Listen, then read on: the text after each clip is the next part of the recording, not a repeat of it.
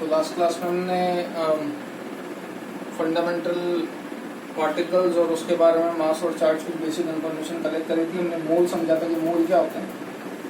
आज मैं आपको मोल्स का फॉर्मूला और उसके बेस के 2-4 न्यूमेरिकल करवाऊँ। सबसे पहले एटॉमिक मास निकालना सीखिए। देखो आपको एटॉमिक मास या ग्राम एटॉमिक मास या एटॉमिक वेट,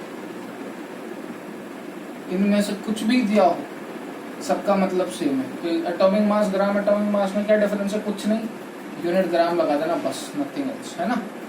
तो मैं एक छोटी सी ट्रिक बताने जा रहा हूँ कि आप एलिमेंट का एटॉमिक मास या ग्राम GAM कैसे फाइंड आउट कर सकते हैं, ठीक है ना। 1 से 20 एलिमेंट मान के चल रहा हूँ, आपको याद होंगे। और ये ट्रिक जो है वो हर बार नहीं लगती, सिर्फ 1 से 20 तक ही वैलिड है ना, सब में नहीं लगा सकती।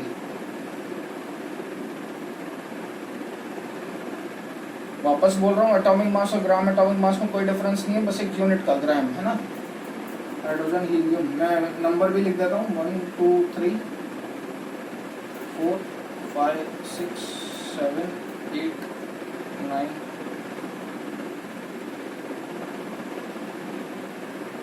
10 11 13 14 15 17 18 19 20, है ना। ओवन लिख देता है एलिमेंट्स से। Beryllium, boron, carbon, nitrogen, oxygen, fluorine, neon, sodium, magnesium, aluminium, silicon, phosphorus, sulphur, chlorine, argon, potassium, calcium. तो सीधी सीधी ट्रिक ध्यान रख लो मोल कॉन्सेप्ट की। एक दो एक्सेप्शन आएंगे, ठीक है, वो मैं बता दूंगा।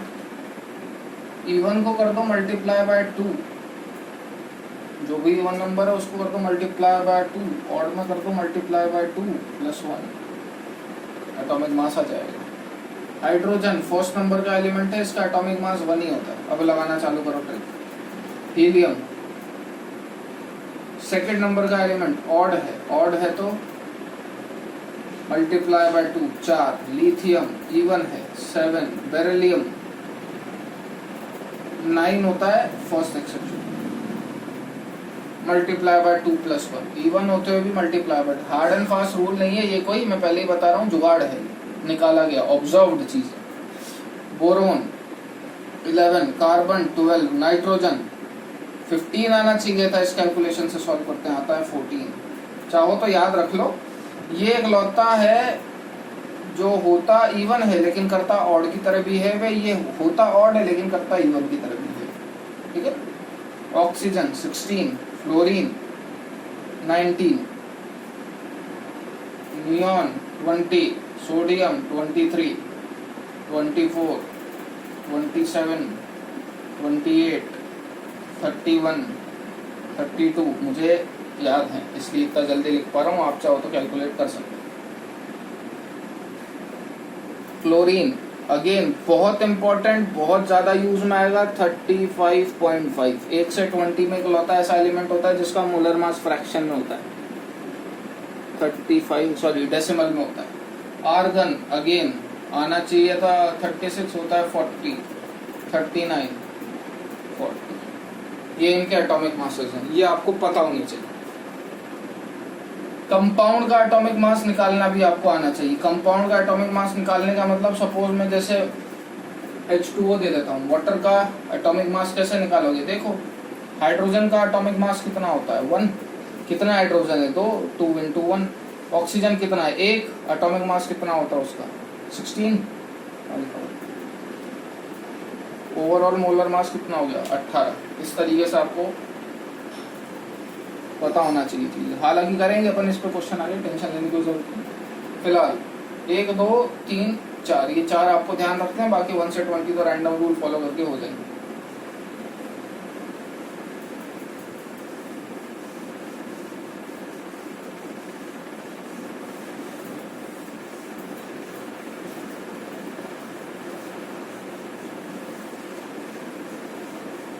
अब उम्मीद करते हुए कि आपको वो सब याद होंगे जब आप ये नोट्स में लिख लोगे, तो 2-3 फॉर्मूले ध्यान रखिएगा। Weight of one atom of any element किसके बराबर होता है ये? It is equal to atomic mass, जो अभी देखा। किसी भी एलिमेंट के एक एटम का वेट उसके एटॉमिक मास के बराबर होता है। नंबर ऑफ ग्राम एटम्स किसके बराबर होते हैं? Given mass upon gram atomic mass. Number of atoms किसके बराबर होते हैं? Number of gram atoms multiply by Na Avogadro number value बताई है।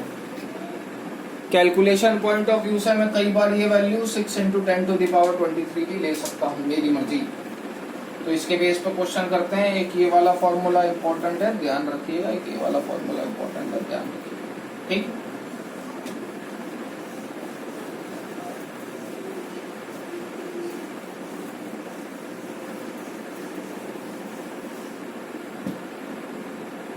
Calculate number of atoms and number of gram atoms in 115 gram of sodium. number of atom और number of gram atom। number of gram atom का formula क्या दिखाता है? Weight by gram atomic mass. Weight कितना दे रखा है? 115 gram atomic mass. Sodium 11वें नंबर का एलिमेंट है, इवन है, ऑड है, मल्टीप्लाई बाय 2 + 1 23। इसको सॉल्व करोगे आ जाएगा 5। नंबर ऑफ एटम्स क्या होते हैं? जो भी आपके नंबर ऑफ ग्राम एटम है 5, उसको मल्टीप्लाई कर दो Na से 6 × 10⁻23। आपकी इच्छा 0.023 रखना हो तो रख लो। मैं कैलकुलेटिव पार्ट इजी रखता हूँ, इसलिए मैं नहीं पुट कर रहा। 30 × 10⁻23 या 3 × 10⁻24, व्हाटएवर द आंसर। नेक्स्ट अपन बात करते हैं छोटे मोटे यूनिट कन्वर्जन्स की। हो सकता है मिलीग्राम ग्राम में दिया हुआ, तो ये तो बच्चों वाली बात है, आते होंगे आपको यूनिट कन्वर्जन, फिर भी मैं बता देता हूँ ये करना है ना। ये जानते होगे ना, 1 kg बराबर 1000 ग्राम।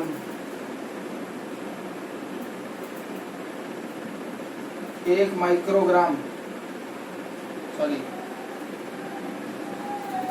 1 ग्राम बराबर 10⁶ माइक्रोग्राम होता है। 1 ग्राम बराबर 10⁻³ मिलीग्राम होता है। ये सब ध्यान रखना। तो 1 माइक्रोग्राम कितना बराबर हो गया? 1 माइक्रोग्राम इक्वल टू 1/10⁻⁶ या फिर 10⁻⁻⁶। 1 मिलीग्राम कितना हो गया? 10⁻³ क्लियर है? वही 2-3 क्वेश्चन कर लेते हैं इस पे भी। अब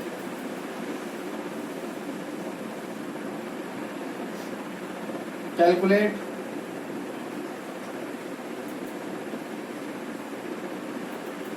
number of atoms and number of gram atoms of the following. First, 1 milligram of hydrogen. Second, 40 kg of neon. Third, 71 microgram of chlorine. Fourth, 22.4 gram of Fe। ठीक है, ये 4 पार्ट अपने को सॉल्व करने हैं। मैं फटाफट सॉल्व कर देता हूँ। नंबर ऑफ ग्राम एटम क्या होते हैं? Given mass upon gram atomic मास। लेकिन ग्राम एटॉमिक मास नीचे पुट करते हो, ग्राम एटॉमिक मास में वर्ड ही आ रहा है ग्राम, तो नीचे वाली यूनिट क्या होनी चाहिए? ग्राम में।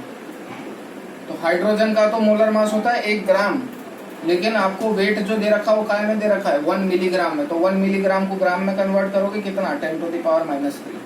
ये क्या हो गया? Number of gram atom. यहाँ लिखेंगे अपन नंबर ऑफ एटम।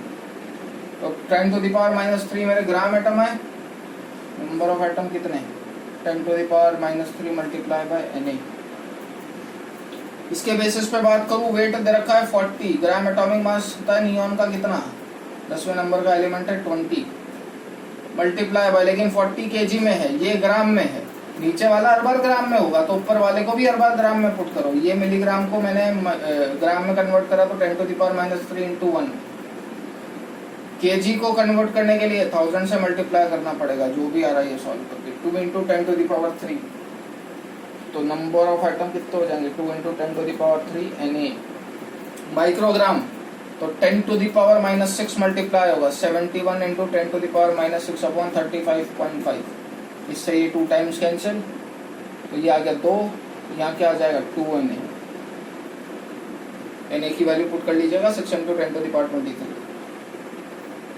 22.4 ग्राम में ही गिवन है, कुछ चेंज करने की जरूरत नहीं। 22.4 Fe का मोलर मास होता है 56, इसको सॉल्व करोगे तो ये आएगा 0.4 है।